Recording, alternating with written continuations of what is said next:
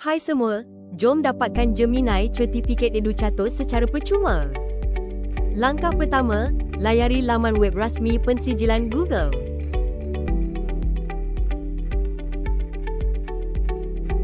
Langkah kedua, klik Register for Exam. Langkah ketiga, pilih Gemini EduCatur dan tekan Register.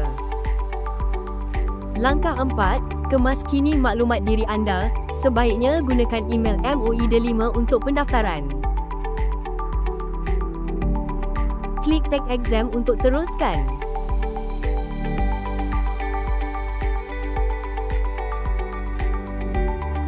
Seterusnya, sila semak email anda dan tekan link biru yang diterima.